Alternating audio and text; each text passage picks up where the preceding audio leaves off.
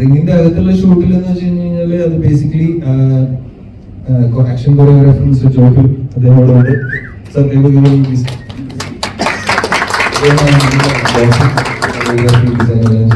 ഇവരെല്ലാവരും ട്രെയിൻ ചെയ്തിട്ടുള്ള ജോഫിലാണ്. പിന്നെ സിനിമാറ്റോഗ്രാഫർ മിസ്റ്റർ ജിംഷി ഖാലിദ് ഇവർക്ക് അതിന്റെ കംപ്ലീറ്റ് ക്രെഡിറ്റ്സ് പോകുന്നത്. പിന്നെ അത്രയും നമ്മൾ പ്ലാൻ ചെയ്തിട്ടുള്ള ഡിസൈൻ ചെയ്തിട്ടുള്ള കൊറിയോഗ്രാഫി കൃത്യമായിട്ട് അത് ഫോളോ ചെയ്ത് പ്രാക്ടീസ് ചെയ്ത് എക്സിക്യൂട്ട് ചെയ്ത് നമ്മളുടെ ആർട്ടിസ്റ്റുകൾ എന്ന് പറയുമ്പോൾ ഇവിടെ ഇരിക്കുന്ന നമ്മളുടെ മെയിൻ ആയിട്ടുള്ള ആർട്ടിസ്റ്റുകൾ മാത്രമല്ല, ഇവർക്ക് ഓപ്പോസിറ്റ് ഫൈറ്റ് ചെയ്തിട്ടുള്ള നമ്മളുടെ സുഹൃത്തുക്കളും നമ്മൾ കാസ്റ്റ് ചെയ്തിട്ടുള്ള ഒരുപാട് ആർട്ടിസ്റ്റുകളുണ്ട്.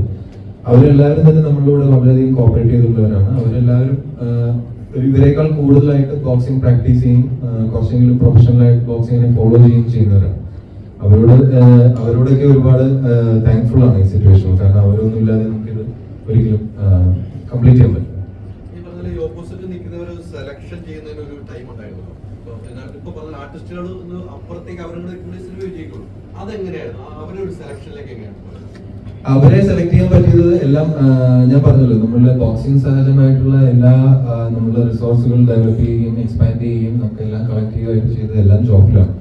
ജോഫിലിന്റെയും ജോഫിലിന്റെ സുഹൃത്തുക്കളുടെയും ഗ്രൂപ്പിൽ നിന്ന് നമ്മൾ ചൂസ് ചെയ്തിട്ടുള്ള കേരളത്തിന്റെ ഡിഫറെന്റ് ഏരിയകളിൽ നിന്നുള്ള ഫൈറ്റേഴ്സ് ആണ് അവരെല്ലാവരും.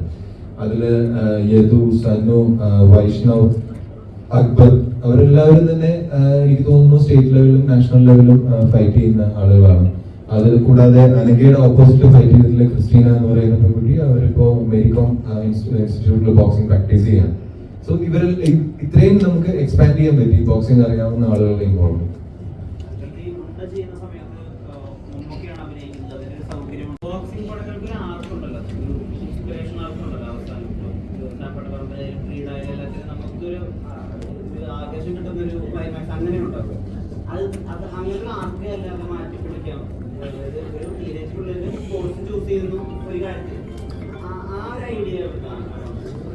അതിനെ ഫസ്റ്റ് ഓഫ് ഓൾ നമ്മൾ ഇതൊരു ബോക്സിംഗ് സിനിമ ചെയ്യാം എന്ന് പ്ലാൻ ചെയ്തിട്ട് നമ്മൾ ഇത് ചെയ്തതല്ല.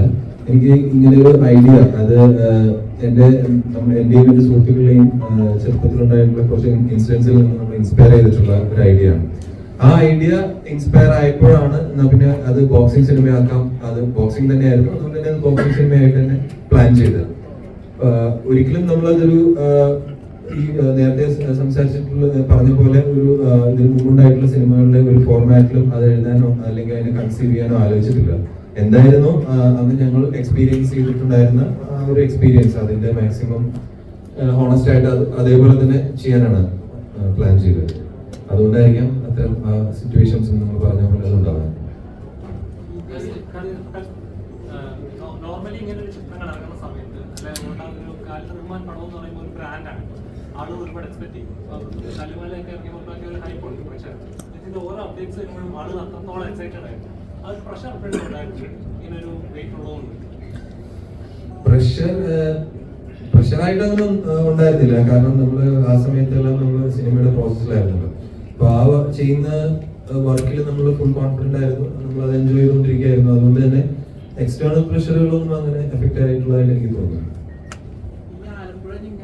എൻട്രി കൊടുക്കുന്നുണ്ടല്ലോ എല്ലാ കാൻഡിഡേറ്റും വരുമ്പോൾ, അത് ആദ്യം തന്നെ അതിൻ്റെ ഐഡിയ ഉണ്ടായിരുന്നു. ഈ സോങ് സെറ്റ് ചെയ്യാൻ ആ ലെവലിൽ ഒരു വൈബ് ഉണ്ടായിരുന്നു. ഓരോരുത്തരും മത്സരാർത്ഥികൾ ബോക്സിങ്ങിലേക്ക് പങ്കെടുക്കാൻ വരുമ്പോൾ അത് ആദ്യം തന്നെ ഉണ്ടായിരുന്നു. സ്ക്രീൻ പ്ലേയുടെ ബേസിലാണ് നമ്മളത് മൊത്തത്തിൽ ചെയ്തത്.